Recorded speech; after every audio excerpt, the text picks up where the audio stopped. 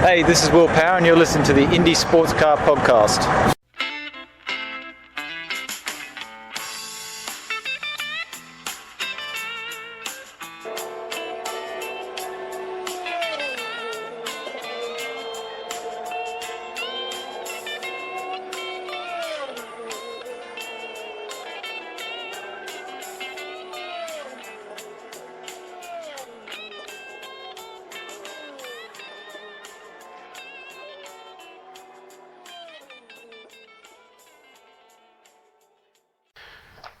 Welcome, ICP fans, to another episode of the Indie Sports Car Podcast. Hey, Mizzy.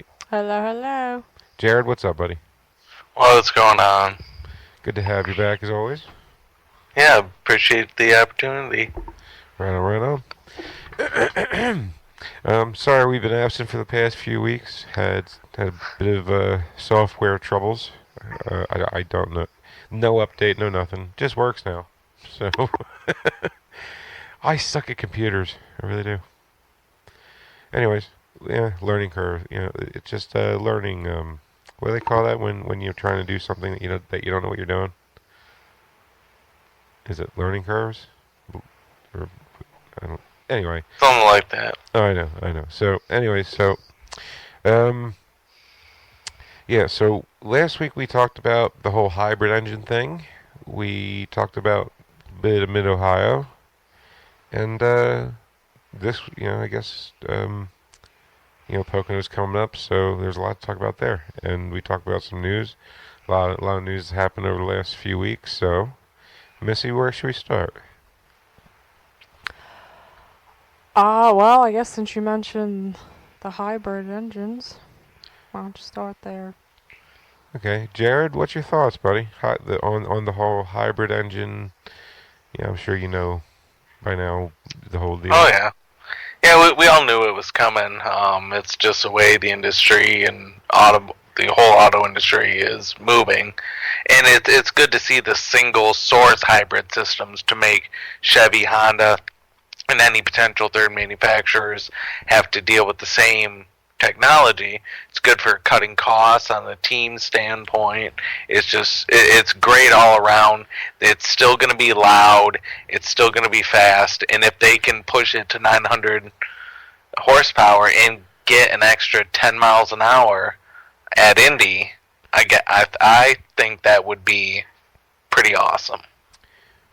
Yeah, I mean, and bottom line, look, I get the whole, the people that they fear change and all that.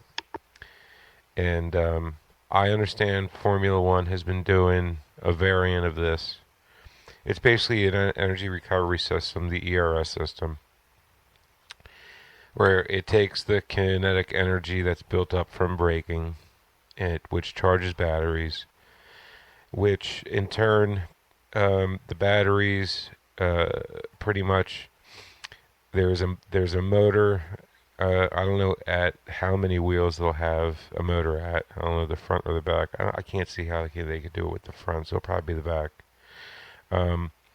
But the motors, the electric motors, will basically compensate for the turbo lag that these cars experience when they go into a high brake turn.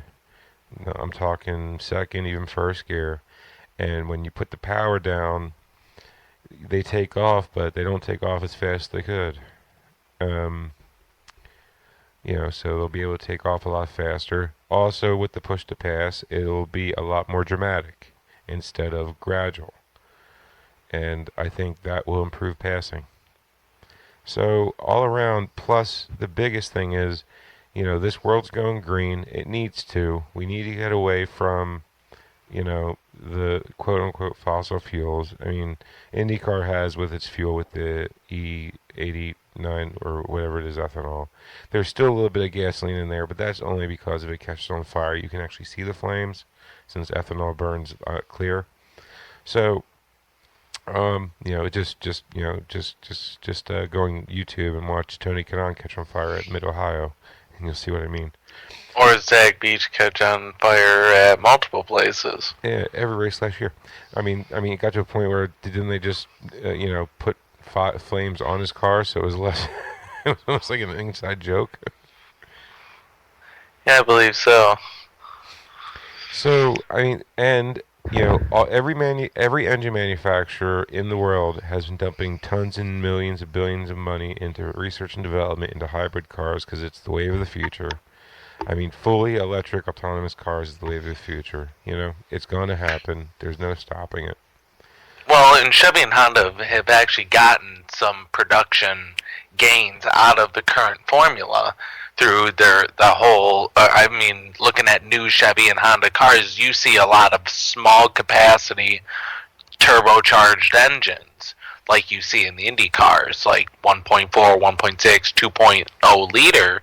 But these are like single and twin turbocharged, and they're learning how to make this efficient through IndyCar. So I can only imagine what's going to happen with the future of having these hybrid units, especially like we keep saying we want to get a third manufacturer in there to help take some of the load off of Chevy and Honda, which bear a large burden between the two of them. Yeah, and having the new chassis, new everything coming out at the same time should another year later in 2022 should hopefully give another manufacturer enough time to get in there and get ahead of the curve so that they don't fall behind. Yeah, exactly. It's going to be, I think that's been the biggest roadblock for IndyCar to get new engine manufacturers up to this point is what are the manufacturers getting out of it as far as return on investment? I mean, they're all research and development into hybrid and electric cars right now. IndyCar doesn't provide any of that just yet, but now they will. So now there's a reason for these engine manufacturers to take more of a look into it and say, hey, now we can get a return on our investment here since these are the engines we will be selling to the masses soon.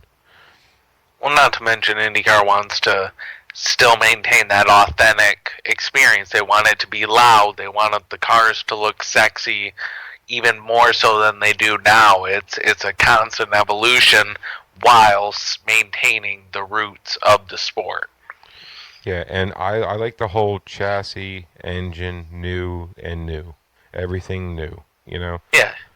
I mean, the DW12 is now quite far in its life cycle. It'll last about 10 years, which is right about the life of the previous car from the Indy Racing League. Yeah, and just imagine how, just imagine how much safety innovations they've learned from the DW12, because let's face it, it's been it's been the safest chassis they've ever had. Hands Absolutely, down. And it keeps being tested time and time again. Speaking of which, we come up to Pocono. Yeah, which is where, it's the safety of the car, not to mention the ideas of future innovations like the Halo, it all comes from Pocono. Pretty much. That's true. Like the nubbin, that's a Justin Wilson and Whitcomb kind of combo thing there. But I don't want to get into the whole negativity of it. I mean, we don't need to. Everybody knows about it. But I mean, Missy, what's your thoughts on it? On the whole hybrid thing, coming up with the hybrid and the do you think it's a good idea, or do you think IndyCar should not do it? No, I think it's a good idea if it brings in, another engine manufacturer to the sport. And as you were saying earlier, I guess you were mentioning, I was hoping for more, maybe some standing starts. So I enjoyed those when they happened. They had their issues when they did happen, but yes, I like the standing starts. Anything that can keep the cars from stalling is gonna prevent, or it's gonna allow standing starts to return. Yeah. Because those are quite enjoyable when everyone gets off and nobody's stalled, when the leader doesn't stall and cause a huge crash behind them. Yeah. They're awesome. It's exciting for the fans. You still get the big lead up to turn one, and it is a fair advantage on the grid. I mean, I totally agree. And also, these cars will, the yellows will be a lot less long because we won't have to wait for them to get restarted because they'll have their own starters now. Yeah, well, you won't even have cautions where it's just a car stalled off in the runoff or wherever, and they need a restart. You won't have that anymore. Yeah, like, am I the only one that would see watch an IMSA race and like say like I don't know, like a vet would go off and stall and then he'd start it back up and take off again, be in last place, but there'd be no yellow. But if it was IndyCar, it'd be a yellow right away Why you gotta use the vet as an example? to piss you off. The only reason we were in the runoff is probably because you're a Porsche. You put us there. Probably. If it was Lime Rock, definitely. But yeah, I think the third engine, or at least another. Hopefully, it'll lead to another engine manufacturer. So I think it's a good idea. Not even Plus, another, bringing right? everything new, the chassis, the engine, all the same year. That'll be awesome. Exactly. It just makes it makes the most sense. I really do. And the people that are against it are the grossly uninformed. I believe, from what I've seen in the social media world, the people that are totally against this, they are grossly like just uninformed and are not researching anything. They're just going off their gut, which the IndyCar, I mean, let's face it, the IndyCar fan base and IndyCar themselves have been the most stubborn racing series in history to change, right? So, when there's a big change like this, you're going to get backlash like this. So I kind of expected it. Well, it wasn't anything that I didn't expect was going to happen. I knew there was going to be a lot of people that was going to poo-poo the idea. Oh, there always is. Doesn't matter. You always have those people. That is very true. But, as far as I'm concerned, this is, it's just another one of many, many, many things, instances, or how can I put this? It's just another one of those. How can I put this? IndyCar is here to stay. IndyCar is growing, and this is another example of it. That's the best I could put it. I was trying to come up with a different way to say that, but essentially that's what I was trying to say in a different way. But there you go. So that's good. And anything with IndyCar being, anything with IndyCar, showing that they're here to stay for, not just a year, not just two, but in the long run, for the long haul, and that gives me hope that IndyCar is, tracking up and not flatlining or plateauing, and they're always moving upwards. Yeah, Mark Miles and Jay Pry are very forward thinking. They're always trying to keep their vision out 3-5 years in advance, which is good on their part, because in business, just like any other business, if you don't stay ahead of the curve, you're going to get left behind. And a big credit to them. Oh, definitely. I have nothing bad to say about them. Now, as far as, I mean, okay, so other than the hybrid thing, I would say the other biggest thing of them being in front of the curve is the Richmond deal. Now, Miles... Wait, before you start on that, Okay. I just want to say, because you brought up, IndyCar growing and everything, that Adam Stern put out a tweet that NBC Sports is averaging 1.3 million viewers for IndyCar so far this season, and it's up 7%. It's averaging 1.3 million? Yeah. Well, that has not happened since the 90s. Right? I mean, for like actual different races, like normal race weekends. Yeah, I mean, they said if you exclude Iowa this year and Barber last year due to the rain issues, but... And Iowa still had a great turnout. So Yeah, I mean, it was a great turnout for the fans. It's hard to get TV viewers when the race doesn't start till midnight. sure. I mean that's going to happen, and that's just what happens with ovals. So, but and talking about another series, they've been down every single race this year by a lot. Yep, they are really sinking fast. Yep. There's a dedicated Twitter account I found that puts out the stats of this year's ratings compared to the year prior ratings, and it's always below by 17%, 10%, 22%. It's it's my favorite Twitter account to follow. All right, that's all I wanted to say. But yeah, you can go ahead and continue, I guess, about No, it was a great point, Miss. Really. Richmond. Oh, okay. So Richmond. Okay, so Miles was quoted at one point to say he was not looking to add any racings to the schedule, saying, meaning if Pocono stays, Richmond won't happen. However, I don't think that's true now.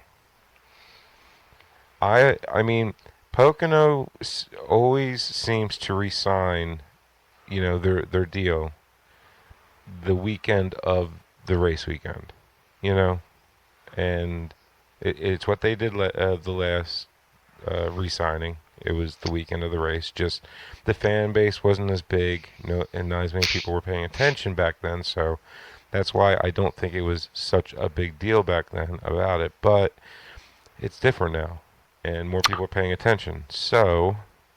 Well, I'm looking at M. Stern's Twitter, and he mentioned yesterday that Pocono is seen as unlikely next year, although there still hasn't been a final decision made.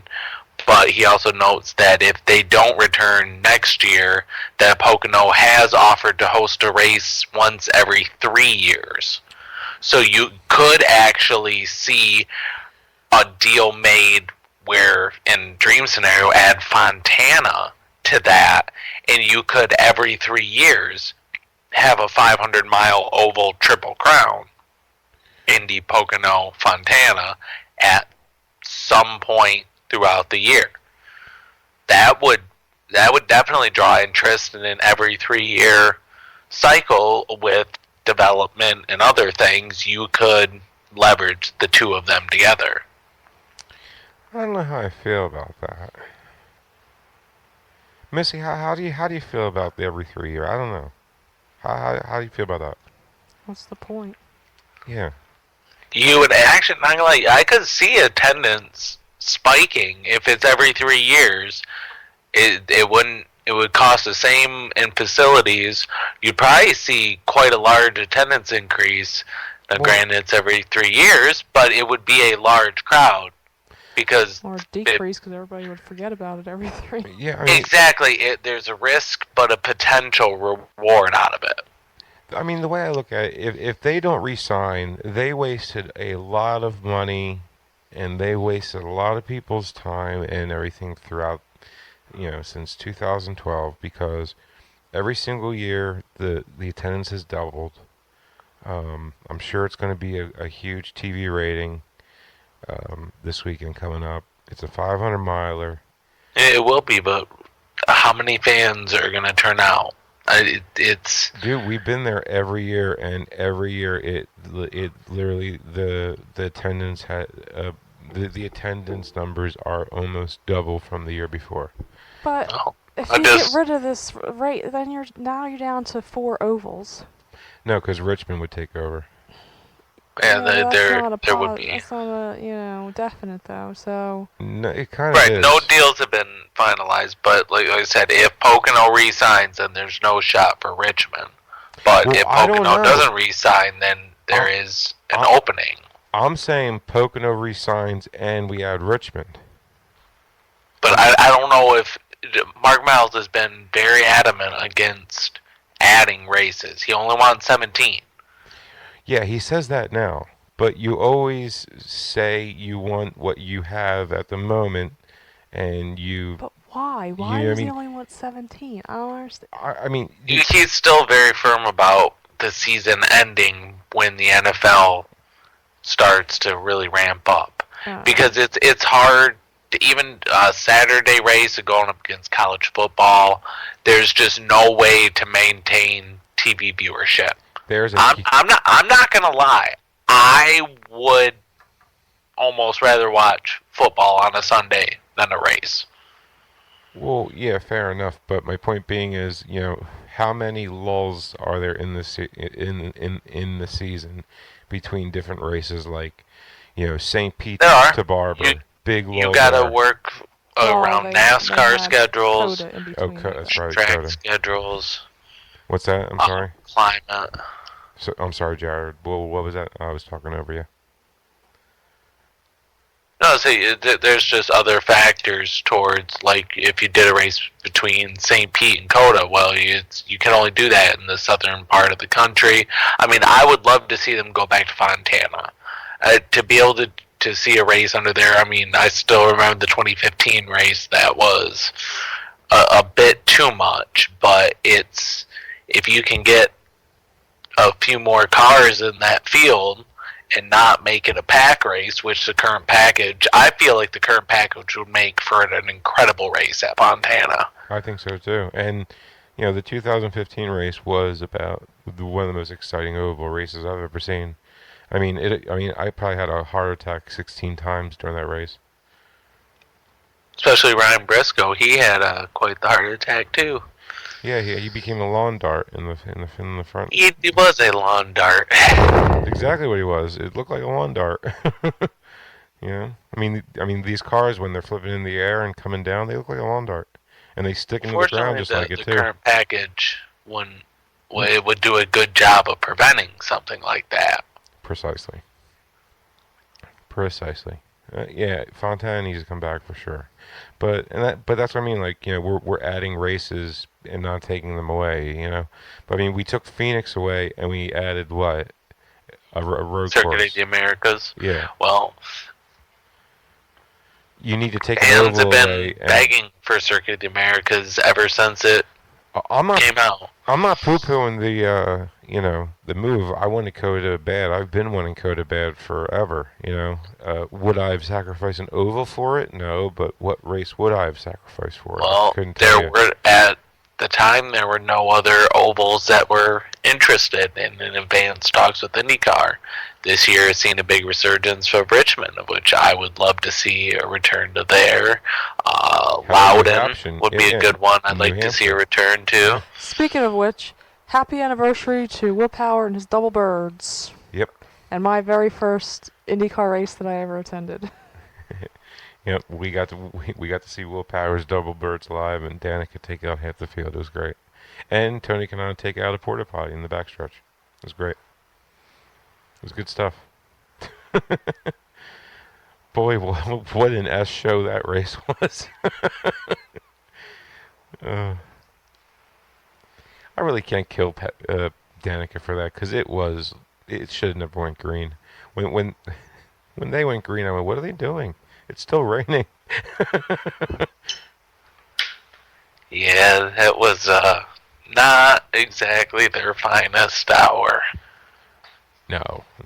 But they were young, growing pains and all that, and it's just amazing how far the series has come since then.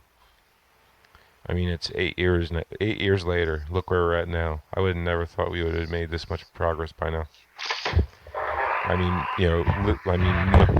would never thought McLaren would be teaming up with Sam Schmidt and have him literally, changing engine manufacturers to make it happen, for crying out loud.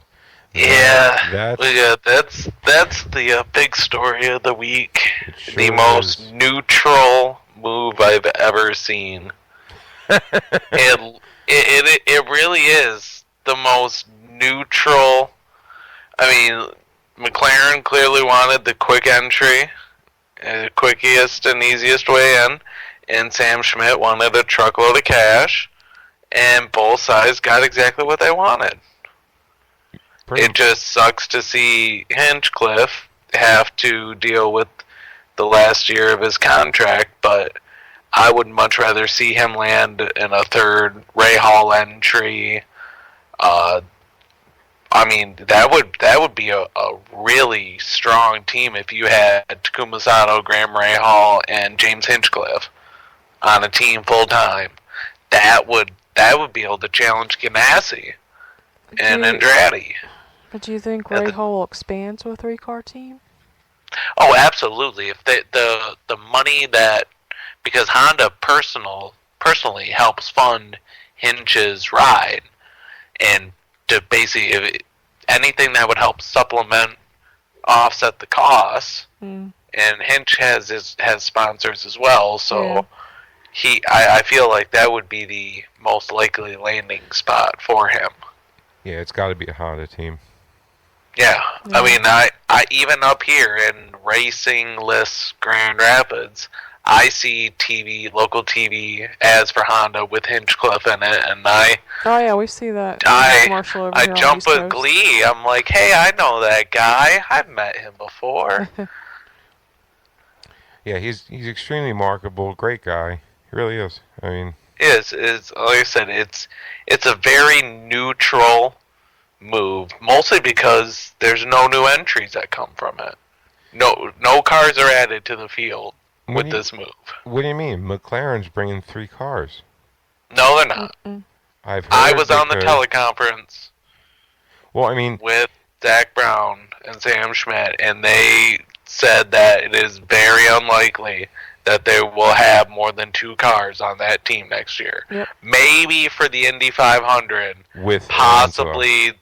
If Alonso wants to do it, I'm sure they would add a 3rd car for the big husky boy. But okay, so what you're saying is McLaren comes in, Sam Schmidt's cars go away, and it's just McLaren? No, so basically, the Sam Schmidt's 2 cars will now be painted orange. Oh, that's it? Hopefully they don't spend a lot of time in the gist of this move. Paint shop for Papaya Orange. Yes. See, I was under the impression it would be Sam Schmidt cars and McLaren cars, so it would be... No? It is a 2-car team. They basically, Sam Schmidt's 2 cars will remain next year under McLaren, or Aero McLaren SP. Now, you know what the first question came to my mind was?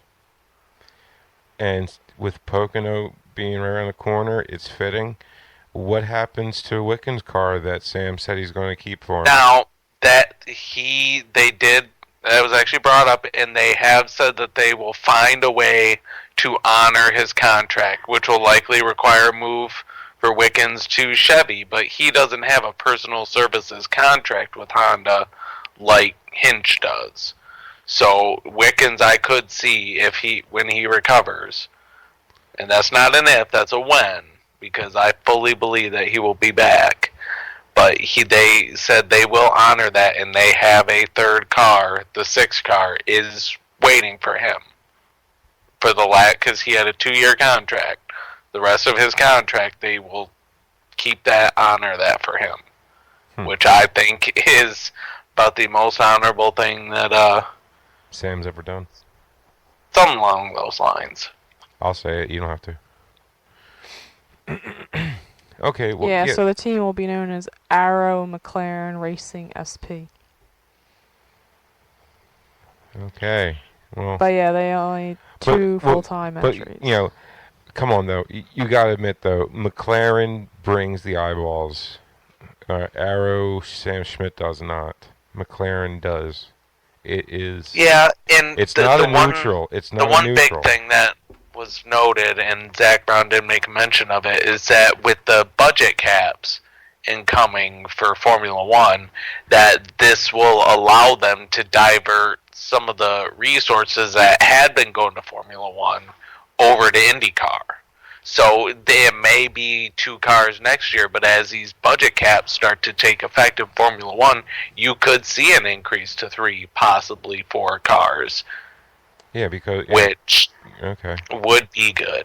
Or, and this, I mean, it's not likely to happen, but you could see with this incoming money to Sam Schmidt a possible return to the road to Indy. Oh no, Not that's likely, not an if. but it No, no. you never know. Sam Schmidt is definitely making a return to Indy Lights at least next year. That's already been confirmed. Then this will only help further that cause. Yeah, because like Indy Lights grid is pretty much going to double next year. Oh.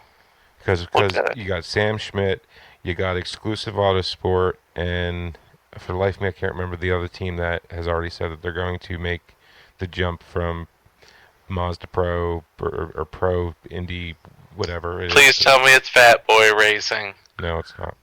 Oh, I love Fat Boy Racing. I do too. I can't, for the life of me, don't quote me on anything because I don't remember the third one. But that's just the ones that have already made the choice to do it, and that's just now.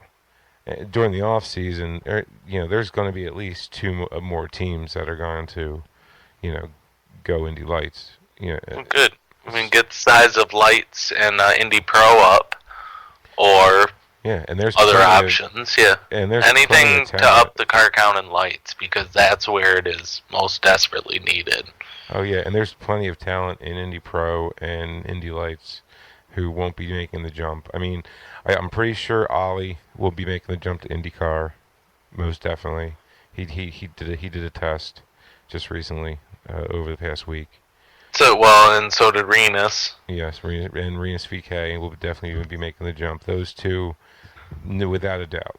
McGinnis, I mean, he surprised me with every year where he goes, so who knows? Well, honestly, I feel like an extra year would do Bobo some good. I mean, look at Ryan Norman. It took him a few years, but he has an oval and a road course win. Yeah, but you think he'd make a jump to Indy? No, I don't think so. No, he won't, but it's possible that Bobo could at least get some sort of deal in IndyCar. If he got the money, he's marketable, he's a good kid, got some talent. He might get an opportunity. I don't think the money is the problem. Yeah. So, and I think these are like P4 in the points or something. P3, P4, somewhere in there. I haven't checked lately. I don't think it's changed. But yeah, Ollie for sure, Venus for sure, as far as IndyCar next year. Whichever one wins the championship and, P2. What? Go ahead, Missy. Well, I mean, I think whoever wins the championship, of course, they'll get their, 3 races in IndyCar. But I don't know.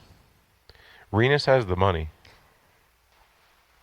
Yeah, but where are they going though? Like, well, I mean, again, plenty of teams will have a seat.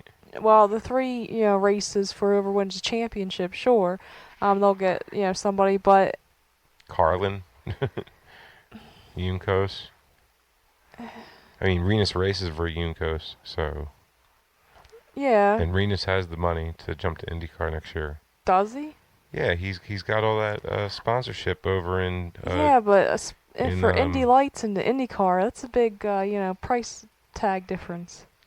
Not much. Not much. Depending. Okay, yes, it is. It is, but it's like what, a $4 million difference? Just it's a very large difference. But what I'm saying is he has the backing, and he'll probably go. I'm just saying, like I'm pretty sure he has the backing. Who knows how much money the company that backs him really has? And there's a lot of money over in Europe that's untapped that's not over here in IndyCar. I mean, NTT data is it really that prevalent here in the States? I don't know. I'm pretty sure it's more prevalent overseas, I've heard. But I guess going back to the whole McLaren, returns to IndyCar thing. So I guess we discussed that puts Hinchcliffe at the last year of his contract, and if he's going out to another Honda team, so then that leaves Marcus Ericsson.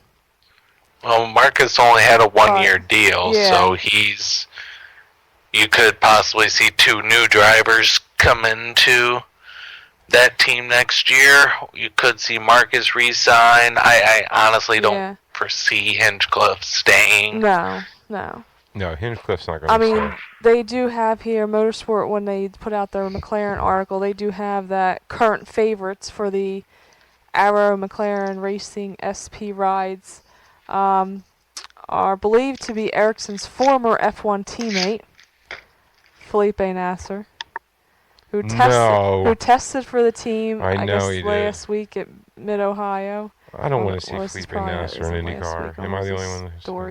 The story was written August 9th, so yeah, I guess it was like a week ago. Damn it, where's my spot? Oh, there we go. And then also, who's the other one? Oh, another strong contender is believed to be Nicholas Latifi, Sure. whose father, Michael, is an investor in McLaren, That'll help. but who is currently test and reserve driver for Williams. So. And I guess with Williams holding a little appeal as it struggles at the back of the F1 grid, McLaren perfectly happy with the performances of Carlos Sainz and Lando Norris. He's unlikely to have a competitive F1 ride in 2020, so I guess he might be looking to cross over the pond here. Plenty of F1 drivers want to cross over the pond right now. Except for Hamilton, of course. I hope he never crosses over the honestly, pond. I'm going to open this can of worms. I would love to see Lewis compete in IndyCar. How dare you? Well, you're all alone with that one. I would love to see what he would do. I don't think he would be as successful. Of course not, because he won't be in a Mercedes. Exactly. He's the only reason. That is honestly the whole reason why I don't think Fernando Alonso will ever run full-time in IndyCar. Because he doesn't like driving anything that where wins isn't handed to him on a silver platter. Yeah, I mean, then why did he go to McLaren then? Honda. Why? Didn't have a choice. Yeah. Fair enough. I mean, I don't want to see Pocono leave.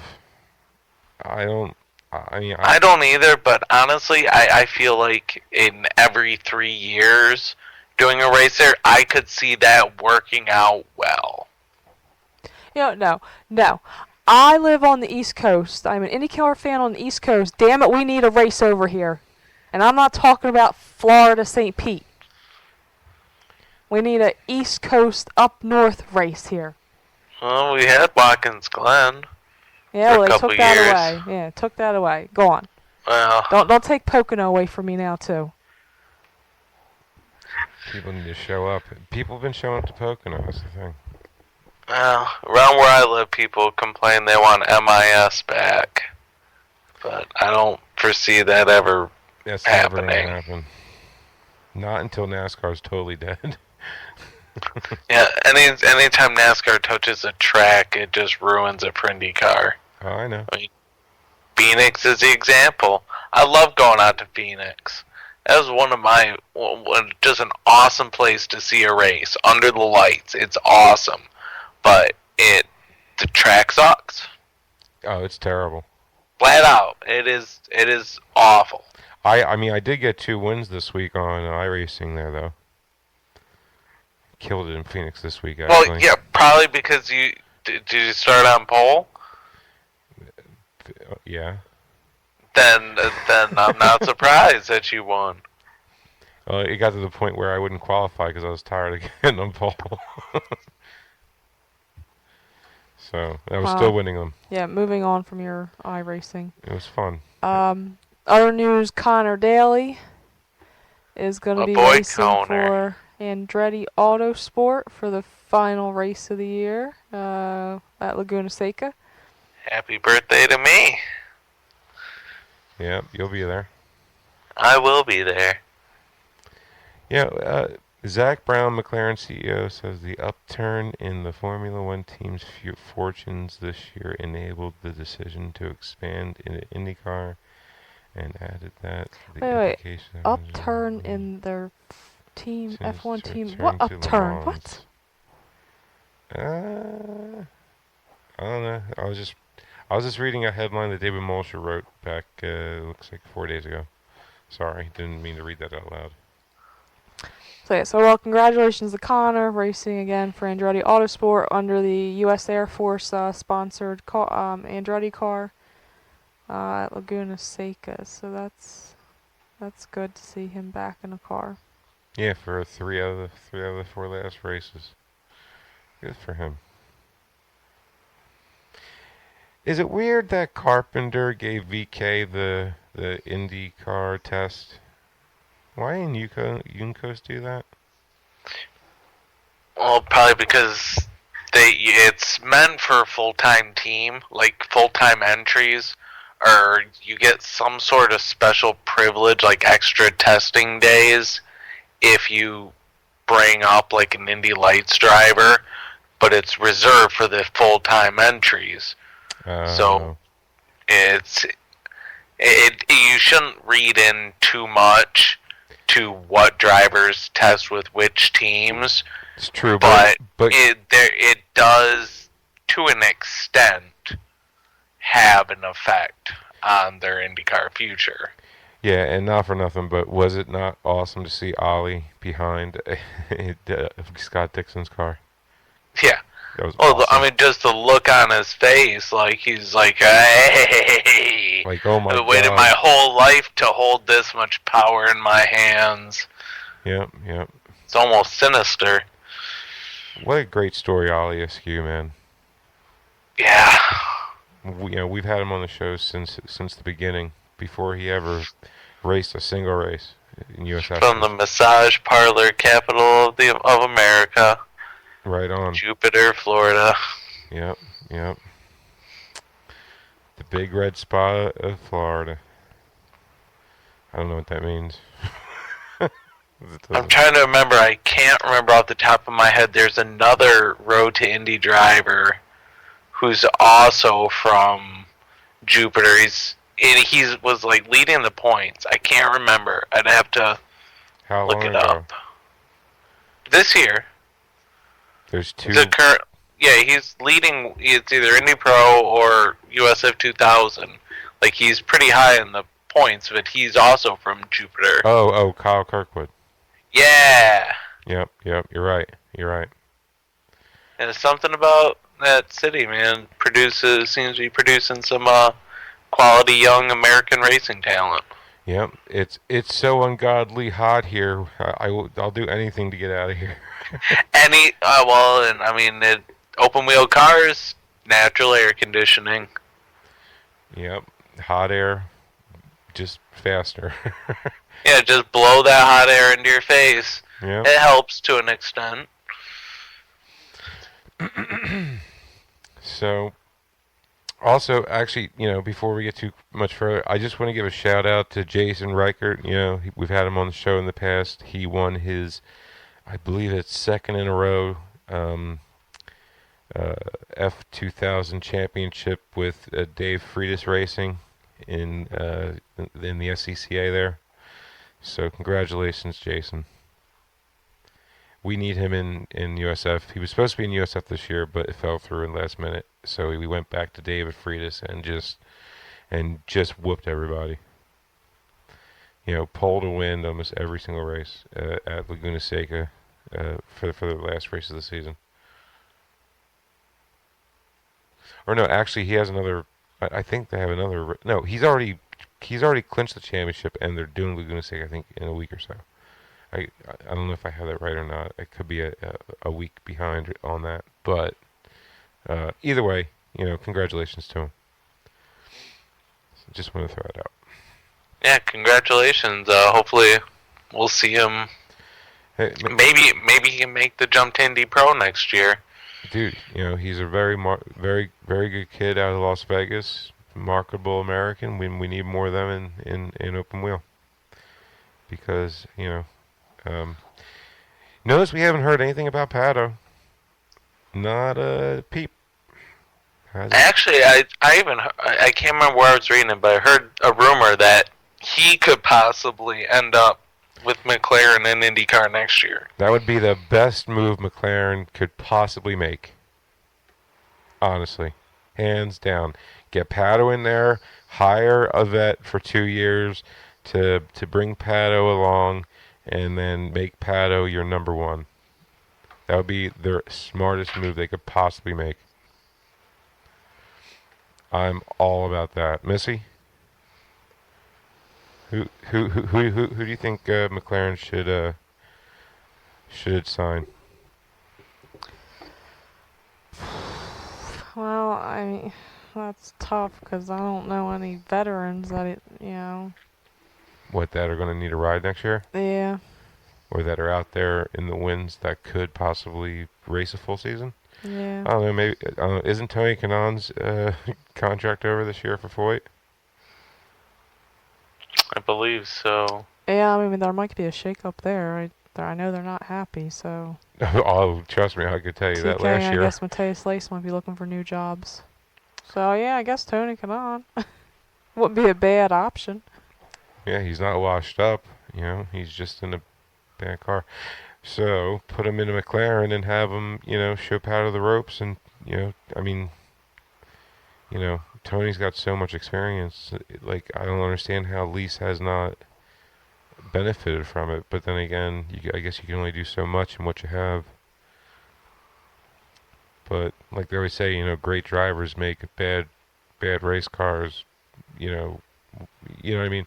Like, what's the whole saying? A good driver makes the car, not the car makes the driver. So, but there's a cap on that. That's not 100% either way, However, okay. So Missy, do you have Pocono's schedule coming up? We believe it. We're almost at our hour cap already.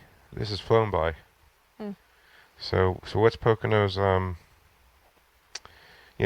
do Pocono's schedule so people know when to catch it on TV or when to come over and buy a ticket and watch it live because they're awesome to watch live and after that we'll make our predictions and hopefully this saves right and my computer doesn't corrupt this file.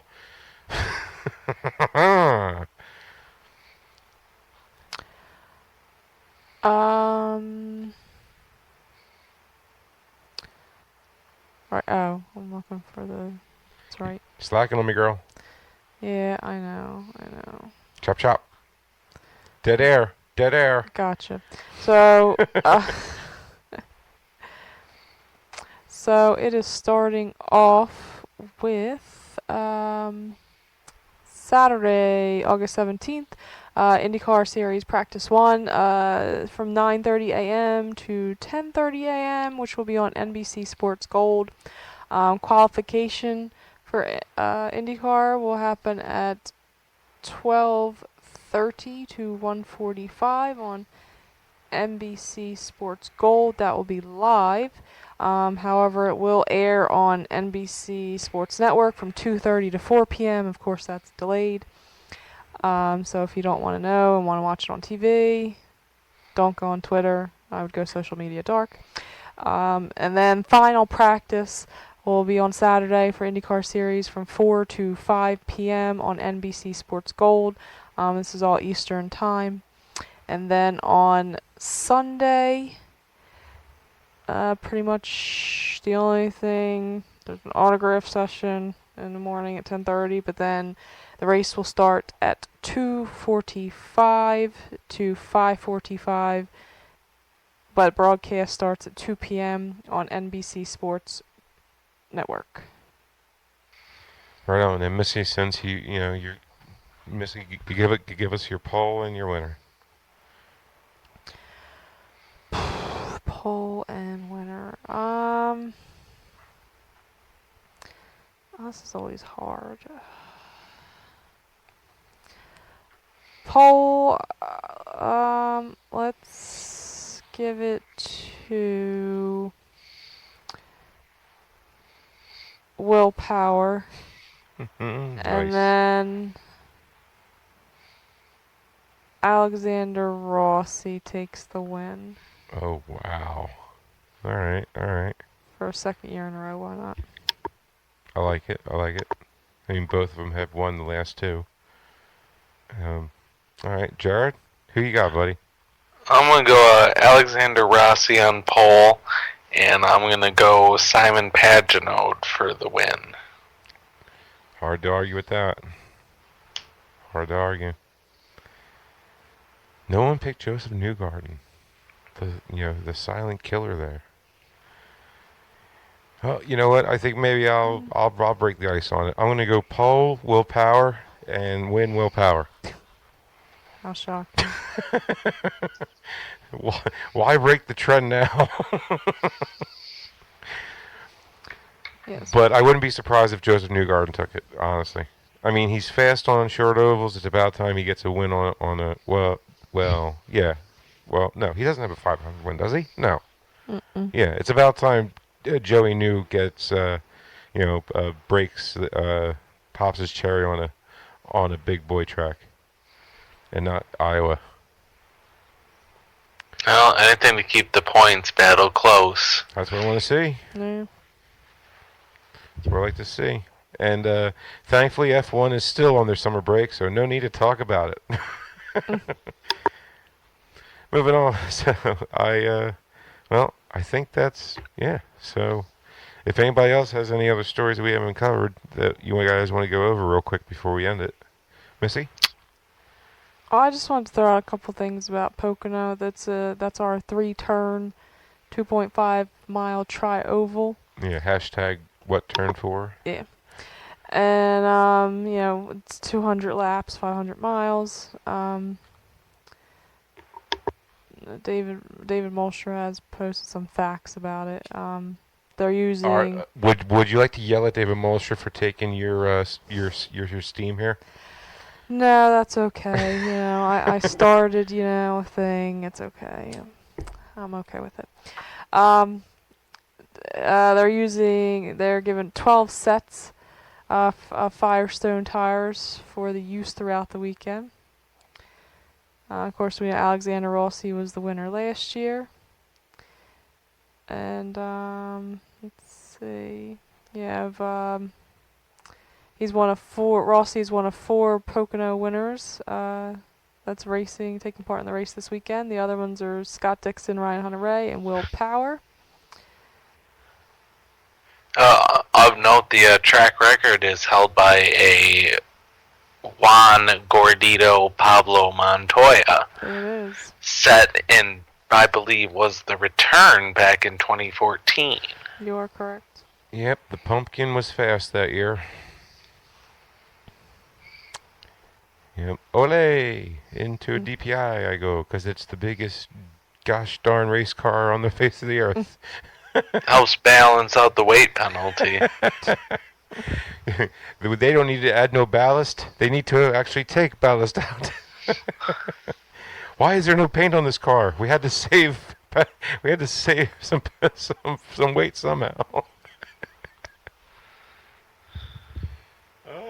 That'd be funny if it was a pit stop, and then freaking what's his face jumps into it, Elio, and they have to paint the car real quick. Throw on a big old stick-on. Okay, moving on. That joke sucked. Actually, getting back to Formula One, I did want to mention somebody got promoted and demoted. Wait, where's that? Oh, Alexander, is his name Alexander? Yeah, Alexander Albon. He will join the main Red Bull team for the Belgian Grand Prix, replacing Pierre Gasly. So Verstappen kills another teammate, huh? Verstappen destroys another teammate. I mean, I don't know. I mean, I kind of seen that coming. I mean, Pierre. I did too. It's Verstappen. Well, no. I mean, just Pierre Gasly. I mean, I wouldn't have promoted him to the Red Bull, but you had to because Verstappen killed the last guy. No, he didn't. Yeah, he did. Daniel Ricciardo left. Because of.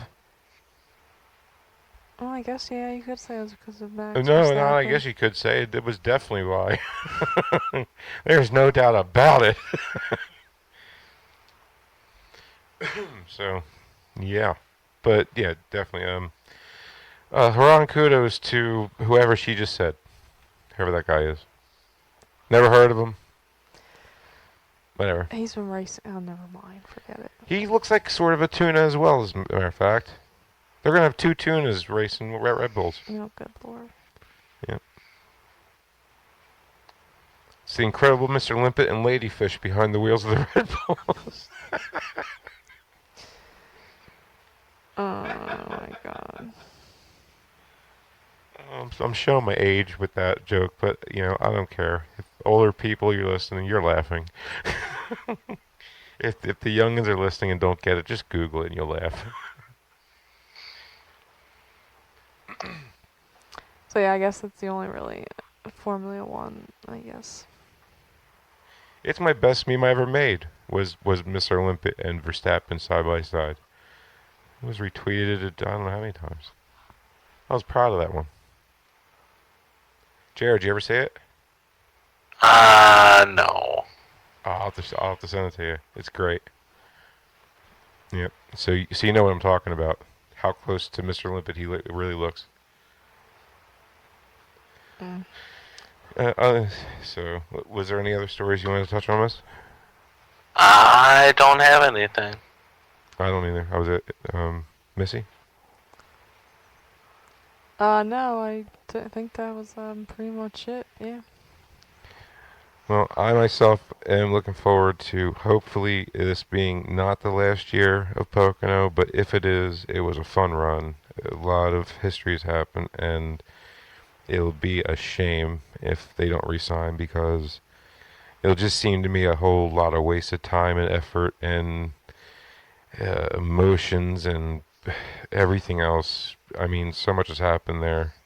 So many just the emotions alone that you could talk about with that track alone. It just seems like, what was the point then if you're not going to re-sign now, But then again, that is racing, that is life. You got to move on. You can't dwell on the past. And a track does not dictate what happens. It's just a track. I would really love to send this meme to you, Jared, before we get off, so you can say it and hear you laughing as we get off here, but it doesn't look like it's going to happen. I can't find it.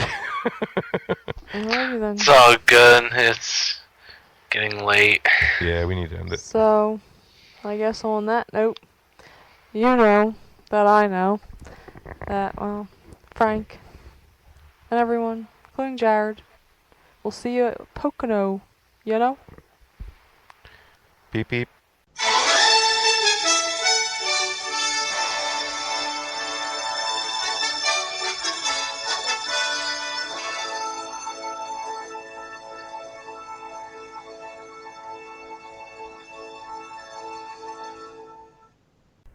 For Racecast Weather, I'm Stephen McCoy with the forecast for the ABC Supply 500 at Pocono Raceway. Partly cloudy conditions are expected for Saturday, along with a 30% chance of scattered showers with a few thunderstorms possible. Temperatures will be in the mid-60s for the morning low and in the upper 70s for the afternoon high. Winds are anticipated from the south to southeast at 5 to 10 miles per hour, though some gusts could be seen up to 20 miles per hour. Similar conditions are expected for Sunday, though with a little bit more energy in the atmosphere, precipitation chances are at 40%. Expect a low temperature again in the mid-60s, but with an afternoon high in the low 80s. Heat index values could reach the mid-80s. Winds will be from the south to southwest at 5 to 10 miles per hour, with gusts again reaching 20 miles per hour. For the latest forecast updates, visit racecastweather.com and follow @RacecastWX on Twitter.